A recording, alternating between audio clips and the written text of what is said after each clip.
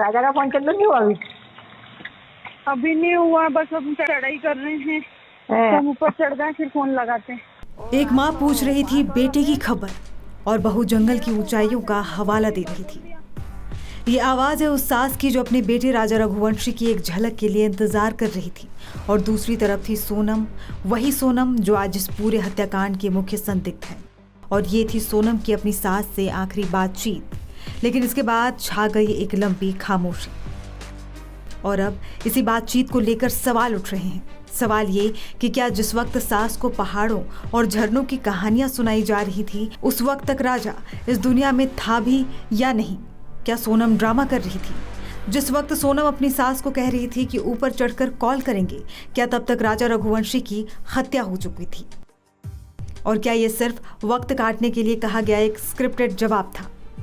तमाम सवाल उठ रहे हैं, लेकिन जवाब अभी भी बाकी है। एक बार आपको सुनवाते हैं पूरी बातचीत। राजा का फोन चालू नहीं हुआ अभी नहीं हुआ, बस हम चढ़ाई कर रहे हैं, हम ऊपर चढ़ गए फिर फोन लगाते हैं। और आज तो उपास होगा फिर? मेरा तो उपास है ना, मेरे को 2-3 बार बोल दिया। मैं घूमने के चक्कर में अपनी ग्यारस थोड़ी तोड़ूंगी। वही तो तेरी, मैं अभी खरियार बना रही तो मेरे को एकदम से याद आ गई कि आज तो मेरे बहू का उपास बापे।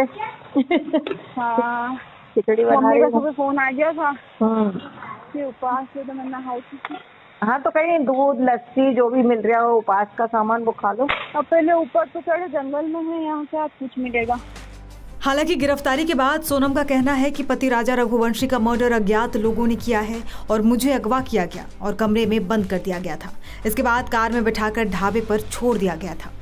मेघालय में राजा रघुवंशी की हत्या का मामला अब एक प्रेम, धोखा और प्लानिंग के काले जाल में उलझता दिख रहा है। जो शुरुआत में एक हादसा लग रहा था, अब वो एक प्री प्लान्ड सुपारी किलिंग साबित होती दिख रही है। प्लानिंग की कड़ियां जुड़ती चली जा रही है।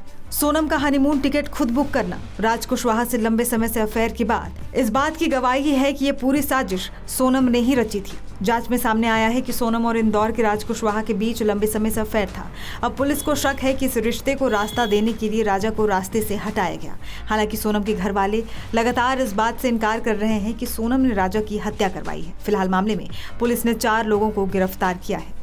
बताते चले कि राजा और सोनम रघुवंशी की शादी 11 मई को इंदौर में हुई थी। 30 वर्षीय राजा रघुवंशी पिछले 4 साल से ही परिवार का बिजनेस संभाल रहे हैं। उनके परिवार का ट्रांसपोर्ट का बिजनेस है। स्कूल और कोचिंग को बस रेंट पर देते हैं। साल 2007 से चल रहे रघुवंशी ट्रांसपोर्ट के अकाउंट को वो पिछले 4 साल से संभाल रहे थे।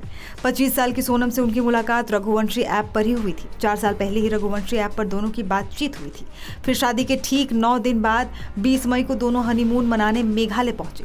23 मई को आखिरी बार साथ देखे गए थे शिलोंग के नेंगरियाट गांव के double decker living root bridge पर, और फिर रहस्यमयी ढंग से गायब हो गए।